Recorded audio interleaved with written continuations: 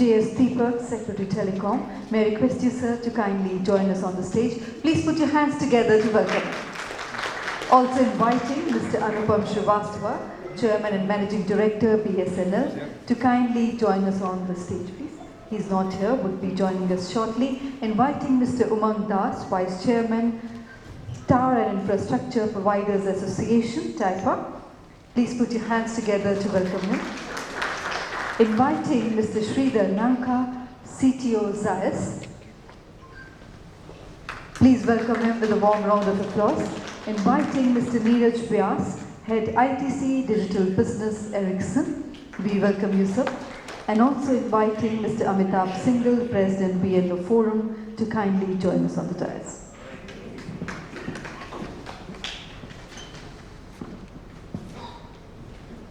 Namaskar and good afternoon. Honorable Chief Guest, Shri J.S. Deepak, Secretary Telecom, distinguished dignitaries on the dais, special invitees, distinguished delegates, respected members of the press and media, ladies and gentlemen. I have the proud privilege today in welcoming you all to the inaugural session of the Virtual Network Operators Forum, the VNO Summit on Heralding a New Era. It is being organized by Futurecom Factory and Voice and Data and supported by Zayas and Ericsson. As we all are aware, that the Government of India has recently decided to give licenses for VNOs and to give further push to catalyze growth and healthy competition in Indian telecom sector. Today's conference is aimed at discussing some of the regulatory and policy changes that are likely to come up, and also what kind of cooperation will be required among the VNOs, VNEs, and operators to facilitate VNO takeoff in India. Ladies and gentlemen, I also take this opportunity to announce that we also now have a Twitter handle by hashtag VNO Forum India. Before we proceed further, may I request Mr. Amitabh Singhal to kindly do the honors of welcoming our distinguished guests with floral bouquets. We welcome Honorable Chief Guest, Mr. J.S. Deepak, Secretary Telecom, with floral bouquet. We welcome Mr. Umang Das, Vice Chairman, TIFA, with floral bouquet. Thank you very much, Deepak, for being here with us. We welcome Mr. Sridhar Nanka, CTO Zayas, with the floral bouquet. Thank you, sir. And we welcome Mr. Neeraj Vyas with a floral bouquet. Thank you very much indeed. Thank you, Mr. Singhal, for doing all. Mr. Amitabh Singhal, President VNO Forum, recently completed a 6-year board term as Director and Secretary of the Board of ORG, Public Interest Registry, based in West Virginia. He is the founder and director of Telsex Consulting Services Private Limited and was the founder and former president of Internet Service Providers Association of India, where he helped frame the original ISP license editions, successfully advocated and pursued the opening of international gateways and review of bandwidth availability and pricing, amongst many other regulatory initiatives. He was also a founder, board director, and CEO of National Internet Exchange of India, NIXI. Having 33 years of varied work history, including the board level for over 15 years, substantial non-profit work behind him. He helps guide the NGO board to full governance levels and was also on the expert group of Prime Minister's Committee on Telecom and IT Convergence back in 1999 to 2000. In 2008, he helped set up and operate the Delhi Disaster Management Authority's 24/7 Emergency Operations Center, tasked with organizing response to citizens' calls on natural or man-made disasters. And ladies and gentlemen, I have the proud privilege of inviting Mr. Amitabh Singhal to kindly propose the formal welcome address. Over to you.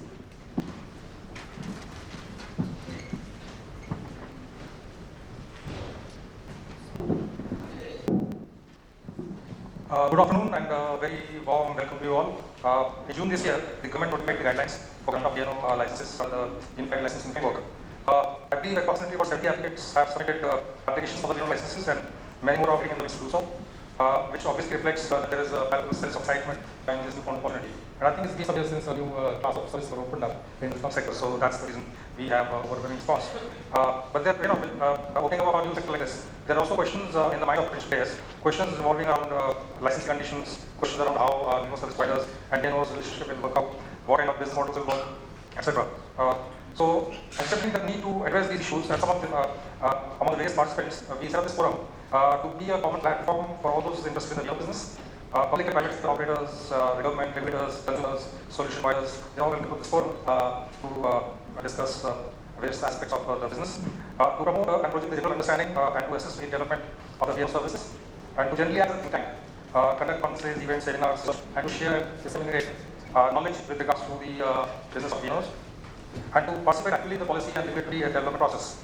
So, while we wait for the Department of Telecom to start issuing the new licenses, VNO Forum takes pleasure in initiating this first of its kind interaction, bringing together a novice mix of speakers and panelists to address us and provide insights, recommendations, and guidance on how this newly opened class of service will likely develop. There are challenges, there are impediments, how do we overcome them? So that is all going to point out during the panel discussion. We have a power-pack panel in the inaugural session, as well as 2 more panels which are specifically focused on some of the key areas of concern that people raise, plus also as well as looking at how cooperation will likely come in between the various players. So this summit today will be followed by conference, Expo during early November as well, and then it will be followed by other events. So once again, with that, I welcome you all. Looking forward to a very, very productive summit. Thank you so much. And Thank you very much indeed. Of those kind words of welcome. And ladies and gentlemen, we also have the privilege of welcoming on the dais with us, Mr. Nukam Marcel, CNT BSNL, and request Mr. Singhal to welcome him with the floral bouquet. Thank you very much indeed. And ladies and gentlemen, for the first industry address, we have with us on the dais Mr. Umang Das. Mr. Das is spearheading the regulatory affairs and related industry matters at ATC India, and prior to this, he was with One Networks as chief mentor on managing companies' international ventures and forays into managed services, in addition to regulatory and policy matters. His significant contributions to the telecom industry include establishing cellular mobile telephone business in the country and initiating the first mobile call in August 1995. Mr. Umang is the Vice Chairman of TIPA, Tower and Infrastructure Providers Association, Chairman of the E-Governance and Digital Society, National Committee of the Associated Chambers of Commerce and Industry of India, SHM, and also chairs the Infrastructure Subcommittee of Telecom and Broadband Confederation of Indian Industry, CII. And ladies and gentlemen, I have the proud privilege of inviting Mr. Umang Das for his industry address. Please put hands together for him.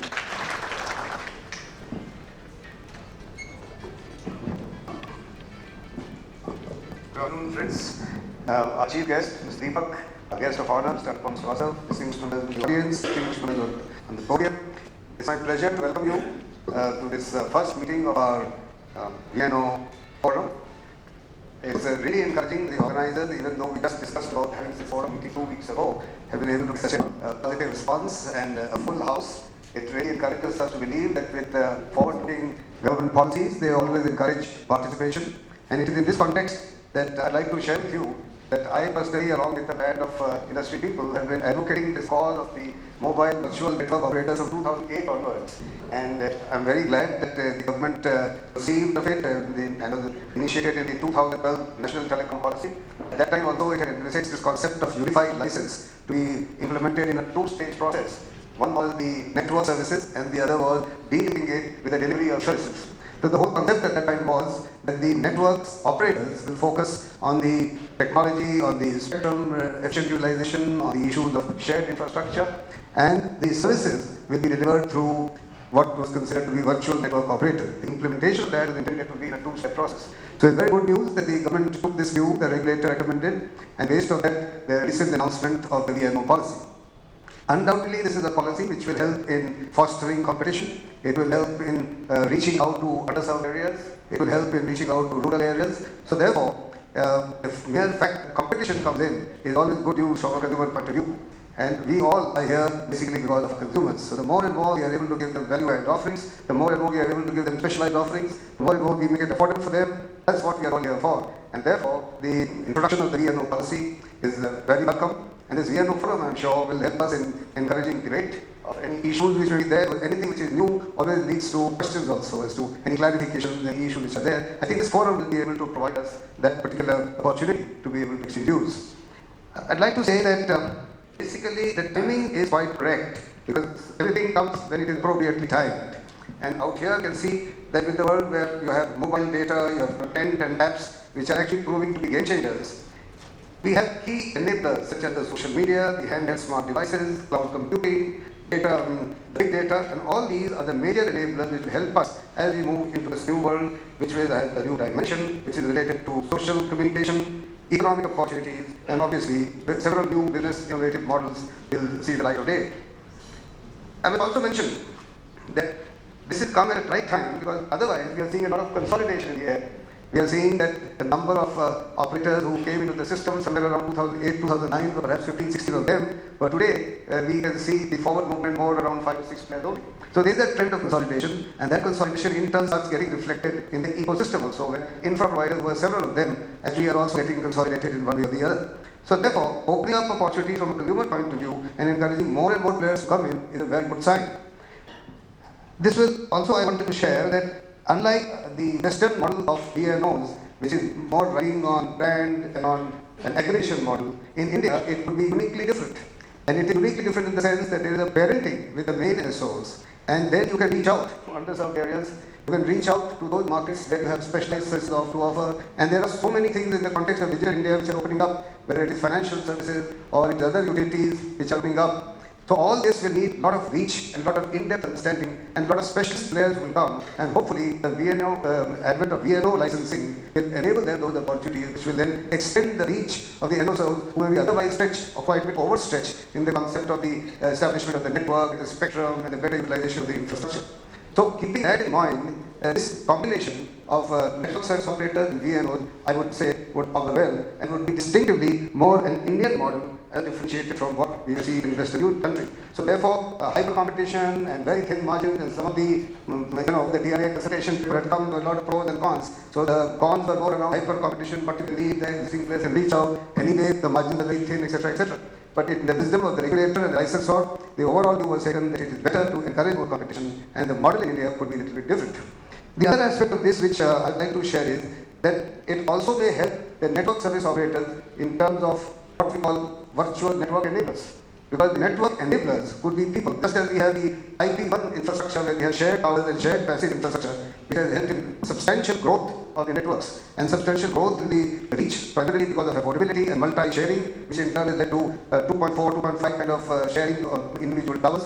In the same manner, I can see from the terms of the virtual network operator license that they will enable the VNOs to be able to establish the entire infrastructure other than the core network. And that will then enable sharing not only with the parent NSOs, but as long as there is no interconnect, will also allow to connect with the other operators. So all in all, the end-to-end play of infrastructure sharing, both active and passive, could see the light of day in the context of an implementable model, both in terms of the IP1s as also the VNOs. So this makes a lot of sense, and these types of models will be more prevalent from India, developing countries around us, where capital is scarce and sharing of capital by virtue of this kind of model makes much more sense, rather than just going in for a hyper-competitive situation as we see in the Western model. And also, look at the new opportunity. The spectrum auction is in the offing. 1st October, the spectrum auction is going to happen. The total amount of spectrum which is up for auction is almost similar to the total spectrum that we have today. When that kind of spectrum becomes available, then it throws up a whole host of new opportunities which the innovative minds of our entrepreneurs will definitely look at. And it is in that context again that if we see the timing is right. On the one side, we are discussing about the BharatNet project. The BharatNet project is 250,000 Gram Panchayats being connected and nodal points of the optic fiber. Let us say that if not 250,000, definitely 100,000 is in the offing, where our secretary in one of our more recent presentations that talked about by March 2017. So if we have, say, close to 100,000 optic fiber networks, obviously the last mile arrives. Whether the last mile is achieved through the limited number of mobile operators, or it can be achieved by many more means of last mile coverage, including Wi-Fi and other operations, you can have the VNOs playing an important role in that context. Similarly, I can see a lot of opportunities in the context of the smart cities which have been announced. Here again, the VNOs would play a specialist role in different types of services by parenting themselves with mainline operators who then in reaching out. Not only that, I can also see widening of the scope. So there could be other sectors such as the mobile, not only the mobile sector but the broadcasting sector, for example. So what we call the multi-sub MSOs, what we say cable operators, all these people have opportunities to also become VNOs. Similarly, international long distance players, national long distance players, they can also extend their reach by having a collaborative relationship with the VNOs. So what I'm trying to drive attention is, as of today with this policy, several such opportunities will come up, and it is for us, the success of this model will ultimately lie in a viable business case. And that's what we want to search for. That how do we drive the viable business model so that an initiative the government has taken by coming up with this license actually becomes reality in several VNOs coming up. And I hope that the VNO forum will provide that opportunity and get able to exchange notes, talk freely with the licensor, see whatever course correction is required, if any. We do not, because one of the drivers of this will be cost optimization.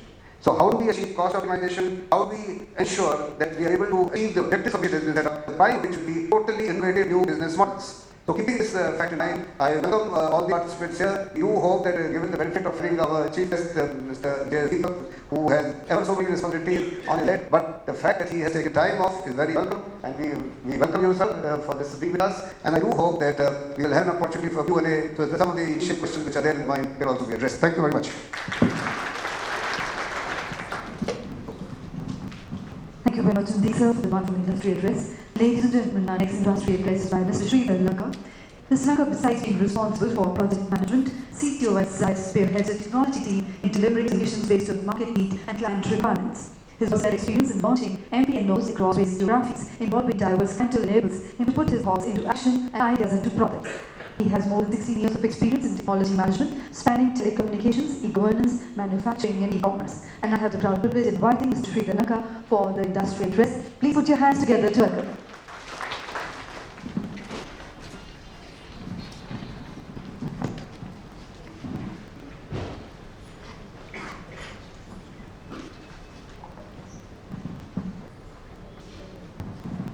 Good afternoon, everyone. I welcome Mr. Guest as well as a full packed house of VNO enthusiasts for this first VNO Forum conference. We did hear from Mr. Das on a lot of opportunities that exist in the VNO space. Probably next few slides, we have been selling this product across the globe, and thanks to the government initiative, we would be able to deploy that for Indian customers for the first time. This is a patented product which actually handles pure MVNOs on a single platform, thereby actively sharing the core info. If you look at the global landscape, there are about 992 MVNOs globally. The estimated market size for these MVNOs globally is about 73 billion, and collectively they serve around 300 million subscribers at this moment. If you look at two specific markets like US, where MVNOs have been able to get about 14% market share, whereas on an extreme case in Netherlands, MVNOs were able to take up almost 41% of the market share. There is a huge opportunity that actually exists in front. This is a distribution of global MVNOs per their market segments. Largely, if you look at it, more MVNOs either operate in discount space or on traditional telecom space. And as Mr. Das said, probably for India, we need to see new avenues and new niche opportunities. So in Asia Pac, today across MVNOs globally, Asia is the second largest MVNO market with about 129 MVNOs, and Japan being the leader, followed by Australia and Malaysia. The interesting differentiation in Asia Pac is that market is highly mature, economies are highly mature, but however, the opportunities are developing and thereby giving a lot of scope for MVNOs. Just as a fact, in the last 1 year, 3 countries in Asia Pac have actually opened up MVNO market. A quick list of people who have been successful, people who have not been successful. So anybody who has gone with pure content-driven play have so far globally have not been very successful. On the right-hand side, if you look at it, people have chosen a niche area or have used their existing niche in order to service the customer differentiated value or differentiated service, have seen significant success. Good examples would be people like Equitel, which is a bank which went into MVNO. Shuntalk is a brand of AirAsia, which is a travel provider getting into MVNO. Tesco is a retail which actually went into MVNO. Coming to opportunity in India, the market is estimated about 4 million. As Mr. said, there is about 49% of rural market which is not served from a mobile access point of view. And if you look at internet penetration on mobile itself, there is almost 77% of the market has actually not been addressed at all. These provide a unique opportunity for any market space. What you also try to look at is to zoom little, understand the kind of usage that happens in urban versus rural. If you look at the stats, in urban, 80% of people use mobile connectivity for communication, whereas on the flip side, you look at rural, the largest utilization actually is entertainment, and communication falls to the last one. So the patterns are different as far as usage is concerned or the market opportunities. These are some of the value-driven services MVNOs can look for, though most of them are focusing either on connectivity, communication, or on content. There is a lot of opportunity on financial sector, rural, enterprise, media. About 20 new cities are coming up. All utility companies want to become smart. Our homes want to become smart. And all of them present a great opportunity for VNOs to find their niche and go after those. I'm trying to put a number to each of those so that you understand the market size. Just the taxi hauling service in India, only their mobile connections earn about $120 million per annum. Just the taxi hauling service. If you're delivering health or education services, your ARPU is twice that of every other customer. On average, people spend about 111 minutes trying to access internet. There are about 2.4 million ultra-rich population who's got a disposable income of more than 60 lakhs.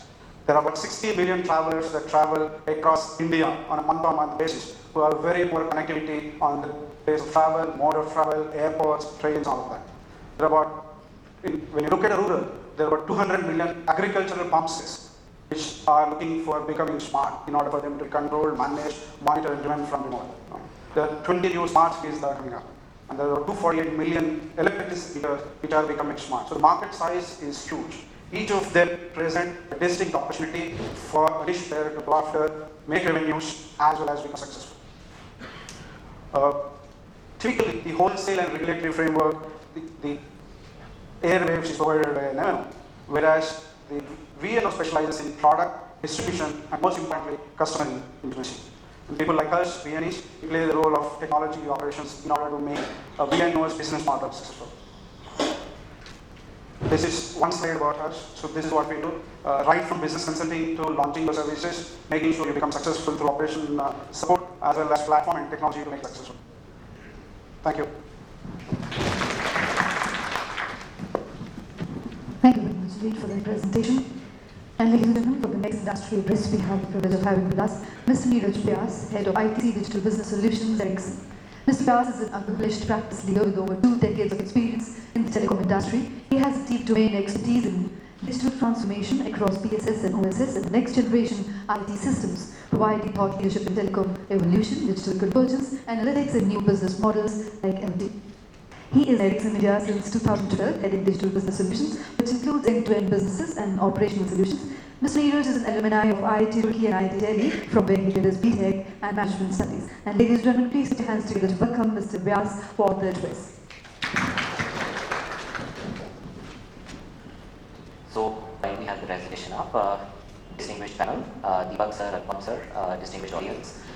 It's indeed a privilege to be here, and I think we just look at this forum as the starting point of completely new and a different industry segment, which is going to impact each of our lives in multiple different ways as we move forward into the next decades. Over the next few minutes, I'm going to be briefly talking about 4 points. The first, I will look at in general the evolution of virtual network operators globally around the world. I'm going to look at some of the key prerogatives that drive some of the successes, some of the failures, what lessons in India we can learn from those. I'll also share briefly about the critical success factors that an MVNO or people aspire to be an MVNO, what they need to keep in mind. And lastly, I'm going to just for a few minutes talk about my company Ericsson in terms of how we help and support both the telecommunication operators, the telecom service providers, as well as VNOs. Ericsson actually is no introduction to any of you. We have services that provide a call center 24/7 access. Moreover, recognizing the needs of the target segment that I'm attacking an aging population, then they expand the value chain to have counselors who are sitting. So people can talk about their mental health, they can talk about their physical health, they can take guidance on a lot of medical issues. Their average revenue per user is on the highest among all the MVNOs in the world. They make a lot of money. And how they make that? They differentiate or expand the value chain to cater to the niche segment that they're targeting. I'll take another example. As India, we have a lot of migrant population everywhere, right? And a lot of those people make lots of international calls to India, and from India we make a lot of calls to those nations. That's where, for instance, an MVNO like Lebara comes into picture. They're an MVNO based out of UK, they offer cheap India calling. I'll take another example, if we move on, which is just a data MVNO. Even in India, when Amazon launched the Kindle tablet, there could be a SIM bundled into it, and Amazon could simply push a value proposition to say, buy content, 10 books free in a month, and the entire mobile subscription of downloading that, getting a feedback, etc., is all locked as part of that, and they've been fairly successful with that. A very recent example, we all talk about smart cities, which is all about M2M IoT. Panasonic in Japan recently became an MVNO, and their whole value proposition is, I will manage the end-to-end IoT M2M value chain for you. whether it is smart utilities, whether it is smart homes, whether it is smart automobiles. So we are seeing a lot of success stories, all around the world. What differentiates these? People moved away from offering basic systems into automating that proposition and creating a differentiated customer experience. And that's where I think in India, we will simply leapfrog to what we call a VNO 2.0. A VNO 1.0 in the middle of the last decade was all about operating like a telco, offering basic data, OS, SMS kind of services. The kind of audience that we have here and the kind of examples that we talked about in terms of the applications of VNOs, how they can play a role in expanding and creating value for society in general, I think VNO 2.0 will behave more like an internet company. They will disrupt the value chain of the business vertical that they're going to be working in. We have many examples. There could be road transport corporations, there could be metros, there could be railways, there could be automotive companies who can become MVNOs and really give a differentiated value proposition across the entire value chain.